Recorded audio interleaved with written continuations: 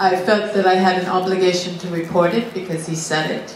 We went back into the archives. We went back into the trial archives of the assassin, which was from 50 years ago, and it took us a year to find them, to see if we could find any evidence that there was any way that a gun was switched or there was any question about the gun.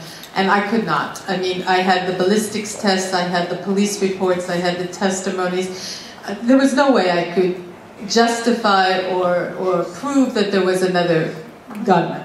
However, I think there are many questions about this assassination, and I don't believe there was another gun. I think it's something Edmond said, but he was pointing to things that I think are important. And yes, I think this tiny little extremist group was half filled with Shin Bet agents. I don't think that there was any way that these two guys who were in this group we were caught in 24 hours. The bodyguards were removed only a few days or a week before the assassination. That they didn't know that something was happening.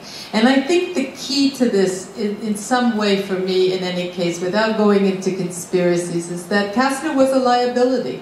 And I think the key to this is with Shoshana Bari's documents and what she found. It never came to light during the trial, and perhaps for good reason. And these two wonderful historians really can talk about Shoshana Bari's research, which I think is quite remarkable.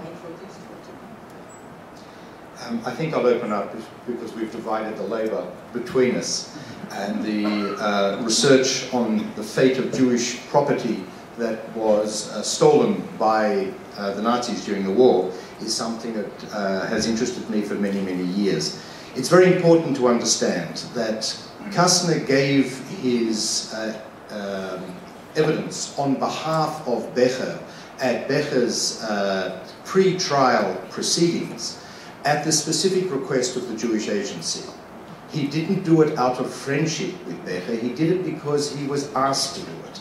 And there is a reason for it, and it was a very good reason. He did it because he was sent there basically on behalf of the Jewish people to see what could be retrieved of the Jewish assets that the Nazis had asset stripped. Asset stripping of Hungarian Jewry was Kurt Becher's specific task in Budapest in 1944. That's why Kasztner could deal with him. Becher was interested in grabbing Jewish money, not necessarily in killing Jews. And deals could be done with this man. At the end of the war, when it was quite clear to somebody as smart as Becher that the war was lost, he's looking to find alibis for himself and a way out. So he develops an understanding with Kasztner. Number one, Becher promises Kasztner that he will go from camp to camp, as the film shows, to try and prevent the last-minute murder of all of the Jewish camp internees. That's number one. Number two, when he releases from the camps, from Mauthausen, one of Kasztner's associates, a member of Kasztner's rescue committee, Moshe Schweiger, releases him, and he travels with him and then ultimately escapes with him to Austria. When the American army is closing in on them, just before Becher is arrested, he hands over to Schweiger all of the assets that he carries with him, suitcases full of cash and other assets, and says to Schweiger, this belongs to the Jewish Agency and the American Joint Distribution Committee. And then Becher disappears into American imprisonment. Now, the American army immediately seizes these assets. The only proof that this is really Jewish money and not just Hungarian money is Becher.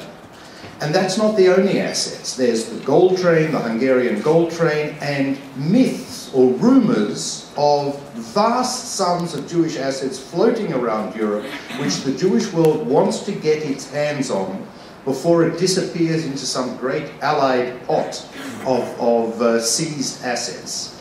That's the basis of the relationship between Becher and Kasztner.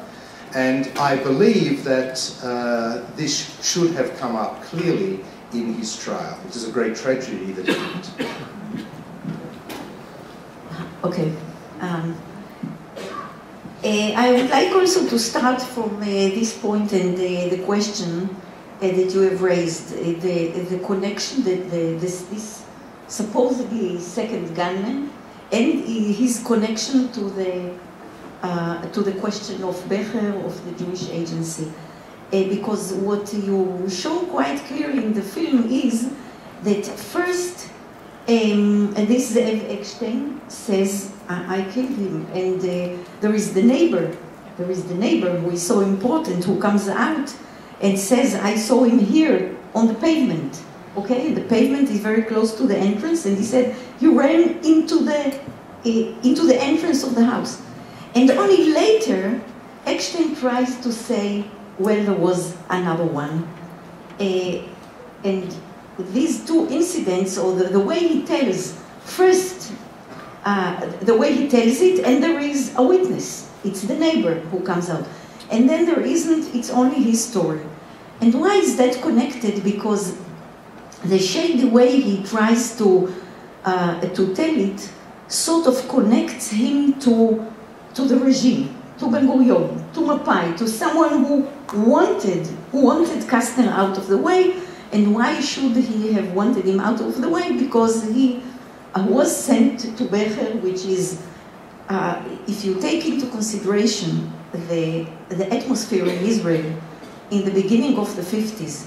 In the beginning of the 50s, having a relation, any relation with a Nazi officer was not only treachery, not only high treason, it was indeed framed by the judge, and this is, he sold his soul to the devil. On the Israeli passports at the time, it was there was a signature saying, valid for all countries except Germany. You wouldn't speak German, you wouldn't buy a German, certainly, well, there weren't any German products coming to Israel. It was, the feeling was very strong, and the country was torn between these anti-German feelings and the need to get what Ben-Gurion asked Germany for, and this is the compensations that actually saved Israel, a state which at the end of 1951 was running out of every basic commodity, fuel, food, foreign currency, etc. So the country was torn, and the anti-German feelings were very, very central. And here comes Kasztner, and he went to defend one of them.